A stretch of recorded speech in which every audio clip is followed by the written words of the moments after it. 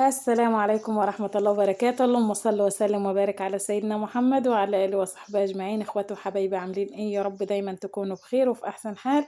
كل سنة وأنتم طيبين، كل سنة وحبايبكم بصحة وخير وسعادة، اللهم آمين يا رب العالمين. اللهم استرنا فوق الأرض وتحت الأرض ويوم العرض عليك. اللهم ارحم موتانا وموتى المسلمين، ويرزق كل مشتاق الذرية الصالحة، ويبارك لكم في أولادكم ويصلح حالكم ويريح بالكم، ويجعل أيامكم كلها خير وبركة وسعادة. زي ما انتم شايفين الفطار الجميل الحلو ده، يلا بقى كده عشان نشوف هنعمل الفطار ده ازاي، وهنعمل السمك في الفرن الفلاحي، وهنعمل البرام الحلو ده في الفرن الفلاحي. لايك وشير للفيديو وتعليق حلو كده من كلامكم الجميل. ربنا يبارك لي في عمركم يا رب، ما تحرمش منكم ولا من تعليقاتكم الجميلة. دايما منورين ومشرفين. انا هنا غسلت الرز، طبعا عملت البرام معاكم كم مره، اكتر من مره. غسلت الرز وحطيت عليه شويه زيت وحطيت عليه الملح بتاعه، وهنا معايا كوبايه من اللبن، وهنلم بقى حاجتنا كده زي ما احنا متعودين، وهناخدها بقى ونطلع كده عند الفرن الفلاحي. ما حلاوة الفرن الفلاحي وأكل الفرن الفلاحي، حاجة كده زي العسل، حاجة زي الفل. أنا لميت بقى الحاجات بتاعت السمك، وخدت الصينية اللي هغطي بيها البرام، وهاخد المعلقة اللي أنا هشوف بها الرز بتاعنا استوى ولا لأ، وهاخد كمان معايا الولاعة علشان ما انساش حاجة وارجع انزل تاني، لأن أسفة، لأن طبعا زي ما انت عارفين الفرن فوق على السطح، وانا ما اقدرش اطلع وانزل عشان رجليا وكده. فلما حاجاتنا بقى وانا طالعه كده، فدول في كده في طريقي، قلت لا لازم هفوت عليهم كده واحط لهم الاكل بتاعهم. انا معايا الجردل ده بلم فيه بقى بواقي المطبخ كده، وما برميش اي حاجه، بنحط له الفراخ بتاعتنا علشان ربنا يكرمنا كده ونلاقي من وراهم بيضتين ولا حاجه، بدل ما نشتروهم من بره. هو فعلا اكل الطيور غالي، بس لازم عن التربية ما ينفعش ان احنا نقعد ونسكت.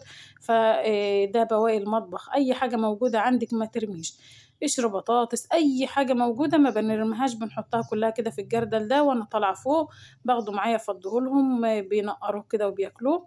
وبسم الله ما شاء الله، اللهم صل على النبي، زي ما انتم شايفين كده بياكلوا الحاجات اللي معانا هيت. وكمان هم الفترة اللي فاتت كانوا قاطعين بيض علشان خاطر الجو كان تلج. يلا بينا نسمي ونقول بسم الله ونشوف هنلاقي رزق ايه. لقينا 5 بسم الله ما شاء الله، حلوين قوي، رضا من عند ربنا. انا ما كنتش الاول بلاقي ولا واحدة علشان خاطر الجو كان تلج، لكن دلوقتي الجو اتعدل شوية. انا عايزة كده اشيلهم في ايد واحدة بس ما عرفتش. هاخدهم بقى كده زي ما انتم شايفين، ديت رقوبة كده انا حطاها علشان الفراخ تبيض عليها، بس انا لقيت كده بسم الله ما شاء الله 5 بيضات حلوين قوي، فضل ورضا من عند ربنا. هطلع كده على السطح بتاعنا بقى كده القش هوت، وهولع بقى الفرن بتاعنا الجميل الحلو ده، اللي ما يحلى الأكلة إلا في الفرن الجميل، الفرن البلدي. بسم الله ما شاء الله عليه. هو يعني أنا بتعب صحيح من السلم، بس كله يهون علشان لقمة حلوة في الفرن الجميل ده. وطبعا كمان توفير في الغاز، لأن طبعا سعر الأنبوبة غالي. فأنا بفضل يعني من ناحيتين، من ناحية إن هو أكله نضيف وحلو، وبصراحة طعم أكله حلو، ومن الناحية التانية كمان توفير في الغاز شوية. وربنا يصلح حالنا وحالكم يا رب. حميت الفرن بتاعي كويس، وبعد كده جبت الكيس اللي أنا دايمًا متعودة باصلحه بيه، وصلحت الفرن كويس مرة و2 و3 لحد ما خليته فُلّة كده بيبرق، علشان خاطر أحط السمك بتاعنا. طبعًا أنا معايا نوعين من السمك، ده سمك بوري والسمك التاني بلطي، يعني في سمك ليّا وسمك لجارتي، يعني سِت كبيرة وربنا يشفيها ويعافيها يا رب. ف كنت هاشويه وكده، وقاعدة محتارة تعمل إيه في السمك بتاعها، قُلت لها هاتيه، شوته لها معايا، وعالم مين ضامن صحته وعالم علينا. أعمل لها أنا النهارده، بكرة ألاقي اللي يعمل لي، والحمد لله. وربنا بس يدينا الصحة والعافية ويسترنا ويصلح حال ولادنا، اللهم آمين يا رب العالمين. باقلِّب كده بقى السمك بتاعنا الحلو ده، والفرن طبعًا لمّا بيكون حامي ما بياخدش معاكِ وقت، وبتقلِّبي النار كده بالعصاية كده من تحت كده، شوفي شايفين النار كده بتلِف، ربنا يكفينا شر النار وعذاب النار، اللهم آمين يا رب العالمين. اللهم اكفنا شرها وعذابها، اللهم آمين. النار بقى بتلِف كده وبتلهف معاكِ السمك، وبتخلّيه معاكِ بسم الله ما شاء الله فُلّة وما ينشفش منِّك، وكمان ما يعني لمّا تسيبيه كده فترة طويلة بينشف منِّك في الفرن، لكن لمّا تولّعي بسرعة بيحمَر معاكِ، وبعد كده بقى بتنشّفيه، اللي بتلاقيها احمرِت كده بتطلّعيها برّه كده من باب الفرن علشان ما تتحرقش وتنشف بقى براحتها. بتقلّبي كده والنار بتعلى معاكِ كده، تحمّر معانا السمك. لو وصلتوا معانا لحد هنا ما تنسوناش في لايك وشير، أحلى أخوات في الدنيا كلّها، ربنا يبارك لي في عمركم حبايب قلبي، ما نتحرمش منكم أبدًا. باقلّب السمك بتاعنا كده وباجيبه كده برّه كده عند الباب علشان ينشف معايا، طبعًا ما ينفعش إن أنا ياخد لون كده واشدّه على طول أطلّعه لأ، لازم إن أنا أنشّفه شوية، فيه مَيّة، فيه دم، فيه أي حاجة، أطمن إن السمكة بتاعتي نشفت كده وبقت جميلة وزي الفل، نطلّعه بقى كده حطينا عود قش كده في الطبق بتاعنا والطبق بتاع الحاجة، وطلّعنا السمك بتاعنا، هنعمل إيه، هنصلح الفرن بتاعنا تاني علشان خاطر نحط البرام. ممكن إن أنا أحُط البرام كده من غير ما أصلح الفرن، بس بعد كده لمّا باجي أستخدم الفرن، بالاقي بقى القشر بتاع السمك والحاجات ديّة لازقة كده في العارصة بتاعتي ما ينفعش، لازم إن أنا أصلحه بعد السمك. شوية كوباية اللبن بتاعتي ديّة طبعًا أنا كنت مزوّداها من تحت مَيّة، وكمان زوّدتها هنا شوية مَيّة. وهاحط بقى العبوة بتاعة البرام بتاعنا، كل رُز طبعًا على قد ما ياخد، ده طبعًا النهارده أنا عاملة رُز من الرفيّع، أبو حبّاية رفيّعة ده بياخد مَيّة كتير، فعشان كده أنا حطيت له مَيّة كتير لو تاخدوا بالكم، في البريمة التانية ما كنتش باحط المَيّة دي كلّها، لإن كان طبعًا رُز عريض ما بياخدش مَيّة كتير، أمّا ده رُز رفيّع فبيحب المَيّة شوية، علشان كده أنا جِبت الإزازة، وكمان خُفت الإزازة ما تكفّيش، زوّدت اللبن وأنا تحت،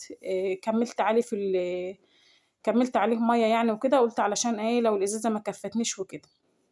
هاولّع بقى طبعًا، بس هاولّع بالراحة علشان خاطر البيران بتاعنا ما يتعفّرش، يعني طبعًا ده يختلف تمامًا عن ولعة السمك، السمك عادي بتنكشي براحتك، بتولّعي براحتك، ما فيش أي مشاكل، لكن ده عايز كده بالراحة كده علشان خاطر اللبن اللي فيه ما يتعفّرش ويطلع معانا أحلى برام وهتشوفوه في الآخر عمل إزاي. باولّع كده لحد أمّا بيغلي معايا زي ما أنتم شايفين غِلى معايا أهوّة، كده تمام، مش هاولّع بقى آخر حاجة اللي هي في الفرن ديّة ومش هاولّع واسيبه خالص، خالص لحد أمّا اللبن اللي فيه ينشف، وبعد كده هنشوف هنعمل إيه. شايفين بسم الله ما شاء الله وقّفت الولعة لمّا لقيته بيغلي، وبعد كده سِبته لحد أمّا نشف تمامًا زي ما أنتم شايفين كده، بسم الله ما شاء الله زي الفل. هنعمل إيه بقى، هنرُد البيران بتاعنا، هنرُدّه يعني إيه، يعني هنولّع له عود كده من تحت، وهنولّع له من الجناب علشان ياخد الجناب بتاعته تحمر، وكمان القعر بتاعه يرُد كده ويحمر، ويبقى معانا زي الفل بسم الله ما شاء الله. وأنا باولّع كده دايمًا بالِف البيران بتاعنا علشان خاطر الجنب اللي هو مش يَمّ النار يروح يَمّ النار وياخد اللون، ويبقى كُلّته زي بعضه والجوانب كلّها زي بعضها حمرا وزي الفل، بسم الله ما شاء الله. باولّع كده بالراحة علشان ما أشعوطش الوش بتاعه، ما أشعوطوش يعني، هو كده ما شاء الله أحمر أهوّة، لو أنا علّيت النار شوية الوش بتاعه هيتحرق وهيبقى أسمر، فأنا مش عايزاه كده، أنا عايزاه الوش الأحمر الحلو اللي أنتم شايفينه ده، فعشان كده مش هاعلّي النار، هاخد نار كده هادية كده بالراحة، وهاقلّب زي ما أنتم شايفين كده.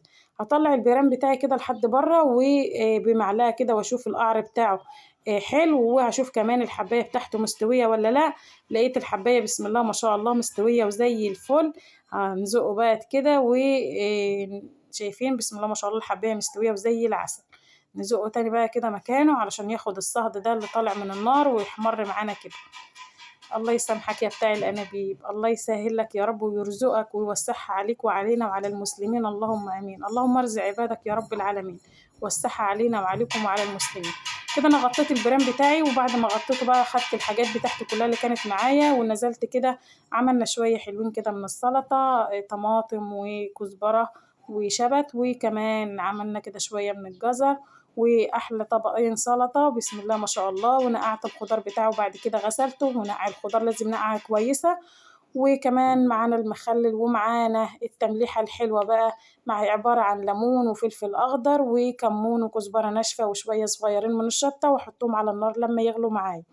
جبنا الحلو ده بقى بسم الله ما شاء الله شايفين اللون والجمال بتاعه، هنا التمليحة بتاعتي غليت أهيّة، أنا هانزّل بقى البوري بتاعنا كده بسم الله ما شاء الله، ودّيت طبعًا للحاجة السمك بتاعها بعته لها مع بنتي، السمك بتاعنا إحنا بقى نملّحه كده بسم الله ما شاء الله بألف صحة وهنا على قلوبنا وعلى قلوبكم، وربنا يبارك له في عمركم يا رب ما تحرمش منكم أبدًا ولا من تعليقاتكم الجميلة، دايمًا منورينّي ومشرفينّي، شكرًا ليكم وشكرًا لمتابعتكم ليّا وشكرًا لدعمكم ليّا.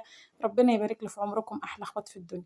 غطيت كده على السمك بتاعي بعد ما غطيته بالمَيّة كده وغطيته بالغطا وسِبته بقى عشان كده يعرق، بس طبعًا أنا طفيت النار وحطيت هنا معلقة كبيرة كده من السمنة البلدي أو السمنة الفلاحي، وقلّبتها مع الرز والحلوة ديّة لسه ما ساحتش، تسيح بقى براحتها على ما نعمل أحلى شوية عصير فراولة، عصير فراولة باللبن كده، خدت شوية من الفراولة وخلطتهم مع كوباية من اللبن.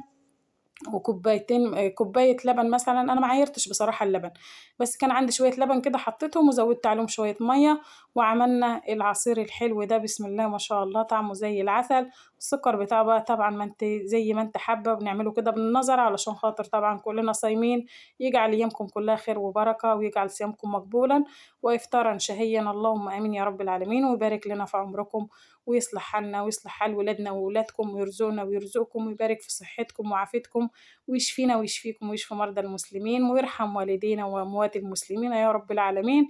بسم الله ما شاء الله، وطلع معانا الفطار الحلو ده، اتفضلوا معانا بقى. كل سنة وانتم طيبين، كل سنة وحبايبكم بصحة وخير وسعادة، وأشوف وشكم على خير. وأتمنى لو عجبكم الفيديو ما تنسوناش في لايك وشير للفيديو، والسلام عليكم ورحمة الله وبركاته.